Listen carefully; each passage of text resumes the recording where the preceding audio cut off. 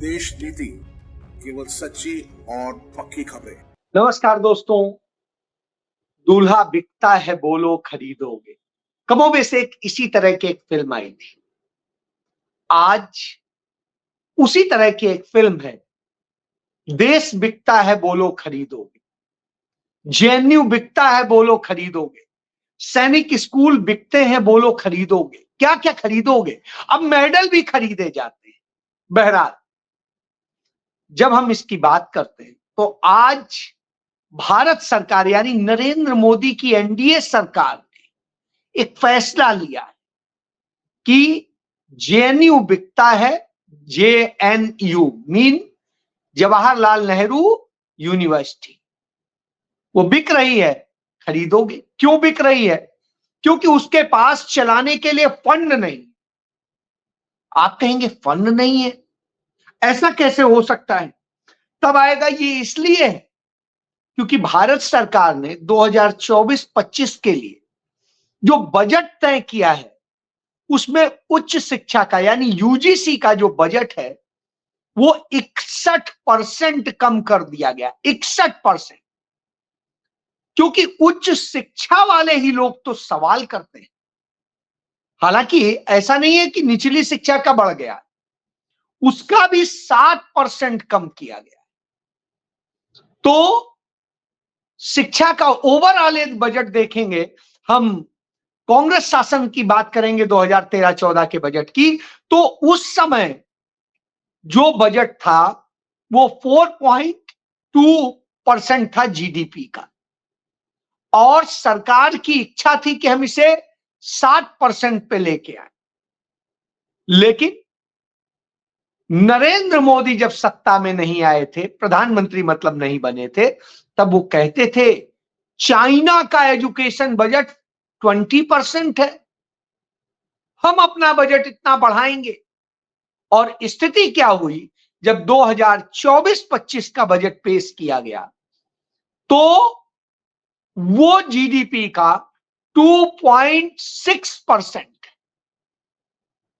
2.6%, यानी जितना बजट था कमोबेश उसका आधा हो गया। अब आप सोचिए ये क्यों हो रहा है? क्योंकि जेएनयू से समस्या है, उसमें जवाहरलाल नेहरू का नाम लगा है। इंदिरा गांधी से समस्या है क्योंकि इंदिरा गांधी ओपन यूनिवर्सिटी है। राजीव गांधी से समस्या है, इसलिए राजीव गांधी जो एजुकेशन सिटी बनाया गया था कांग्रेस सरकार के दौरान हरियाणा में, एनसीआर का बॉर्डर है, सोनीपत डिस्ट्रिक्ट में आता है, वो मरणासन हो गया। और इसी तरीके से राजीव गांधी आईटी पार्क बनाया गया था, वो आईटी पार्क बर्बाद कर दिया गया। जहां सैकड़ों कंपनियां आने को तैयार थी, वहां जो कंपनियां आई थी वो भी बंद कर करके धीरे धीरे भाग रही या अपनी भूमि को किसी और नाम पर कन्वर्जन करा रहे। चलिए, तो इस तरह से है कि सब बिक रहा है। अब बिक क्या क्या रहा है, क्यों रहा है? जेएनयू इस देश का वह संस्थान है जो अभी भारत सरकार की रैंकिंग आई यूनिवर्सिटीज की, उस रैंकिंग में भारत का सेकेंड नंबर का इंस्टीट्यूट यूनिवर्सिटी।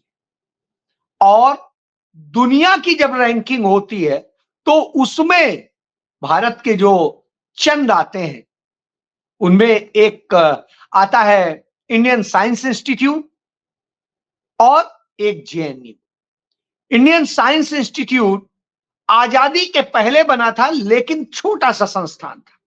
पंडित जवाहरलाल नेहरू ने उसे इतना बड़ा संस्थान बनाया बेंगलुरु में, और जो जेएनयू है वो पंडित नेहरू के नाम पर बना, लेकिन विमर्श का केंद्र, और ये वही केंद्र है जिसने श्रीमती इंदिरा गांधी की सत्ता पलट दी थी।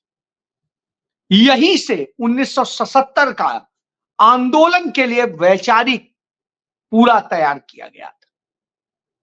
उस समय भारतीय जनता पार्टी के लोगों को यह संस्थान अच्छा लगता था, खुद भारत की वित्त मंत्री उसी जेएनयू से पास आउट है, भारत के विदेश मंत्री वहां से पास आउट, और इस तरह तमाम सारे लोग। लेकिन आज वही लोग उस जेएनयू को खत्म करने पे तुले। क्यों?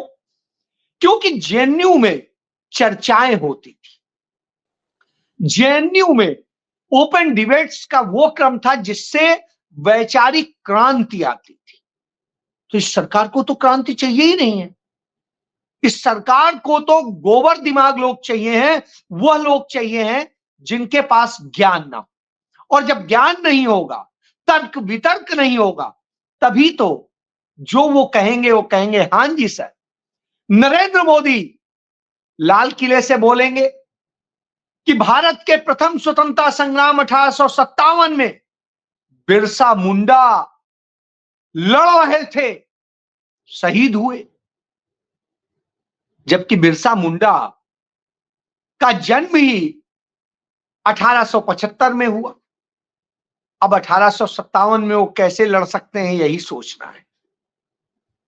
इसके अलावा देखिए, इसी तरीके से तमाम चीजें होती हैं।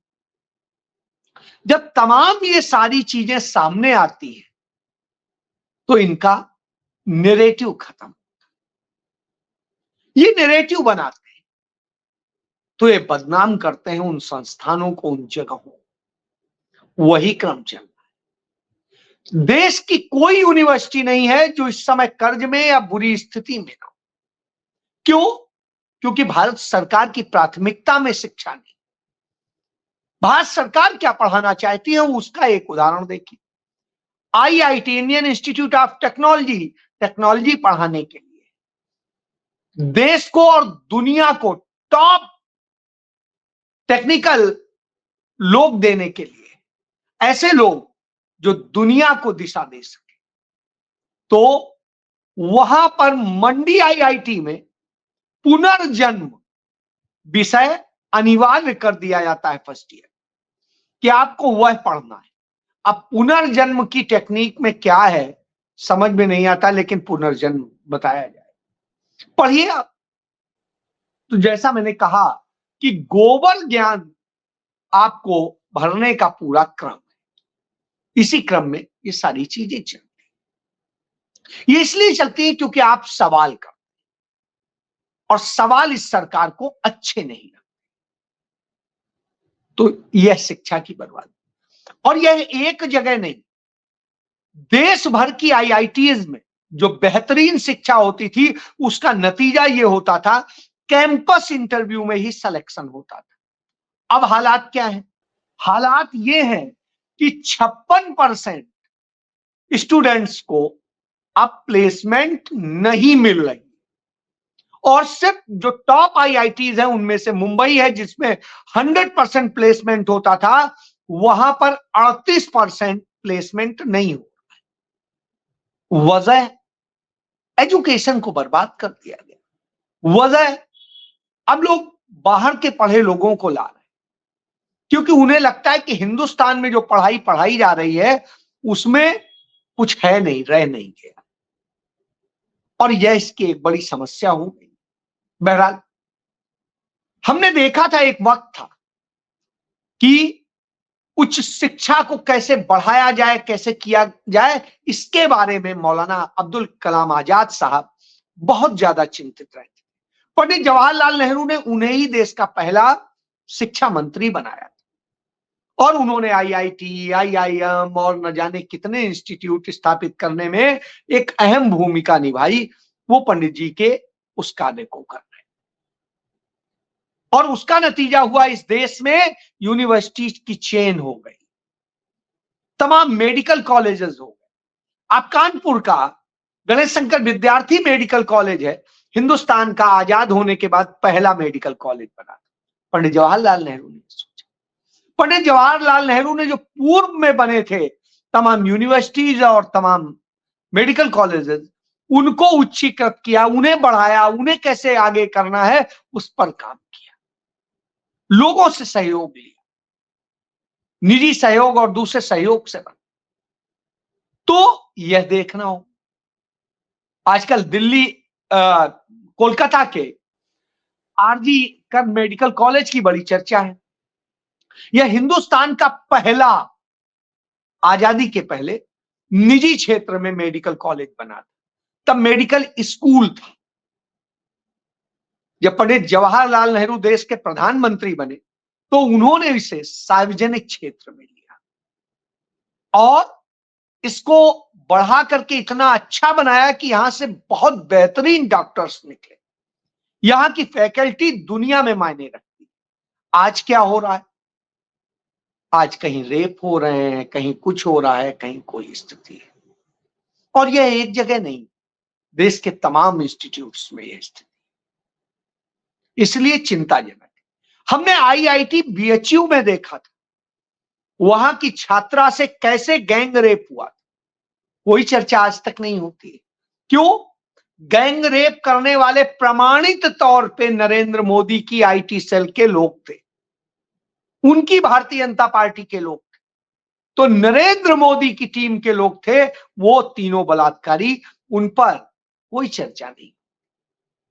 लेकिन सब बेचना है। बेच किसके लिए रहे? क्योंकि एजुकेशन पे के सेक्टर को कब्जा कराना है। किसको? आरएसएस को, अपने पूंजीपतियों को, और उन सबको सौंपना है वहां, क्योंकि बड़ी कीमती जमीन पर पंडित नेहरू ने उन सबको बना के तैयार किया था। आज भी जेएनयू देश की बड़ी कीमती भूमि पर बना हुआ है। तो वह भूमि पर निगाह है किसकी? अडानी की। अडानी अंबानी की जहां जहां निगाहें हैं वहां पर प्रधानमंत्री बड़ा लिबरल होकर के दे देते हैं। इसीलिए शायद राहुल गांधी कहते हैं कि हम दो हमारे दो की सरकार, और जो हम दो हमारे दो की सरकार है वो यही कर रही। बहरहाल इसको तो हम देख ही रहे हैं। अब एजुकेशन को जो बर्बाद किया जा रहा है, उसी क्रम में जो सैनिक स्कूल है, 23 सैनिक स्कूल जो खोले गए, उनमें 23 में से 19 आरएसएस को सौंप दिए गए कि उनका संचालन वो करेंगे।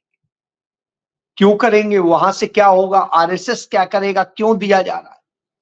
सरकार क्यों नहीं चला रही? सरकार अपनी हर जिम्मेदारी से भाग क्यों रही? स्वास्थ्य, शिक्षा और दूसरी चीजें देने का काम उसका है, क्यों नहीं किया जा रहा? कोशिश होनी चाहिए कि योग्य बच्चों को पूरी शिक्षा मुफ्त, और इसके लिए व्यवस्था की गई थी। पहले मुफ्त की बजाय वो होता था कि आपको शिक्षा दी जाएगी, साथ में वजीफे की आप परीक्षा देंगे, उसमें यदि आप पास होंगे तो आपकी पूरी पढ़ाई का खर्चा उस वजीफे से होता। आप मेधावी हैं, वजीफा मिलता। लेकिन आज की सरकार आपसे सब छीन लेगी, दुकानें बना दिया। वो कहती बैंकों से लोन लीजिए और हमें दे दीजिए। तो यह जब चल रहा हो तो आप किस उसकी उम्मीद करेंगे? उस जमाने में तमाम सारे इंस्टीट्यूट खुले, कहीं इलायची शोध संस्थान, कहीं लेदर शोध संस्थान, कहीं विश्व विज्ञान प्रयोगशाला, कहीं ड्रग्स इंस्टीट्यूट्स, कहीं कोई और।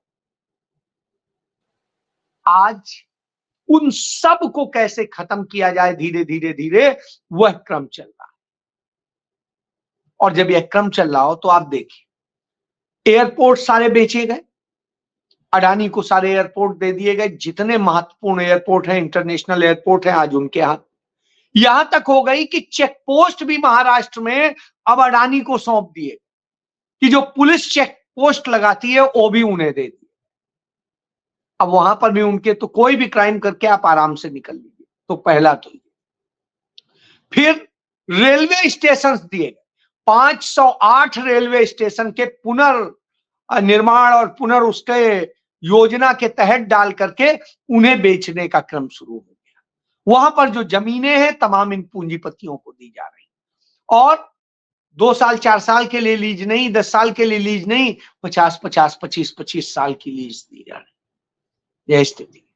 इसके बाद रेलवे के बाद में बस स्टैंड हैं और दूसरे हैं, उन पर कब्जा कराया। तो यह तो रेल भी बिक गई, बिक गया पूरा ट्रांसपोर्ट सिस्टम, और बिक गया आपको एयरपोर्ट। यूनिवर्सिटीज और इनके कैंपस बेचे जा रहे हैं। हमने देखा पिंजौर में एचएमटी का पूरा जो है बहुत बड़ी भूमि थी। एचएमटी ने क्रांति की थी इस देश में। ट्रैक्टर्स, घड़ियां, दूसरे और तमाम सामान जिनसे हमने प्रगति की। आज उस एचएमटी की कितने खरब की जमीन है मैं नहीं बता पाऊंगा, वो जमीन अंबानी को दी जाए। इसी तरीके से कहीं बिजली के कारखाने बेचे जा रहे हैं, कहीं दूसरे पीएसयूज बेचे आ रहे हैं। नरेंद्र मोदी सरकार अब तक 62 पीएसयू बेच चुकी है। बैंकें बेचने का क्रम जारी है और तमाम चीजें। 1 दर्जन बैंकें होती थी, 5 बैंकें रह गई। अब आप इससे समझिए कि धीरे धीरे क्रम चल रहा है। इंश्योरेंस कंपनी एलआईसी में आपने देखा है अडानी का किस तरीके से कर दिया गया। तो आज हालत यह है देश में कि देश बिक रहा है, खरीदोगे, और खरीदोगे की शर्त पे यह है कि तभी आप खरीद पाओगे जब आप अडानी अंबानी को अपना पार्टनर रखोगे और मेजर पार्टनर रखोगे। तो यानी इस देश के मालिक अब अडानी अंबानी है, प्रधानमंत्री सिर्फ उनका नौकर बन के रह गया है और कुछ नहीं। इसीलिए आज देश की यह दशा है और इसी दशा में आज मेडल्स भी बिक रहे हैं। विनेश फोगाट को हमने देखा, अद्भुत क्षमता की लड़की, और उसने जिस तरीके से परफॉर्म किया, लेकिन ब्रजभूषण शरण सिंह को नहीं पसंद आ रहा, मोदी को नहीं पसंद आ रहा था, उनके लोगों को नहीं पसंद आ रहा था, क्योंकि बलात्कारियों के लिए वो बहुत अच्छी साबित नहीं हो रही थी। इसलिए उसका मेडल बेच दिया गया और उसे डिस्क्वालीफाई कराने का काम कर दिया गया। अंकिता भंडारी को उत्तराखंड में मारा गया, उसकी जिस्म को बेचा जा रहा था, उसने मना कर दिया था। तो भाजपा के लोग कर रहे थे, इसलिए कोई उस पर चर्चा नहीं कर। रोज ऐसी घटनाएं हो रही, एक घटना नहीं। तो इससे आप समझिए हर चीज बिक रही है। तो बेचने वाली सरकार हो तो उससे आप क्या उम्मीद करेंगे? आपको अब ये खुद ही लड़ाई लड़नी, आप आगे आएंगे तभी ये लड़ाई जय।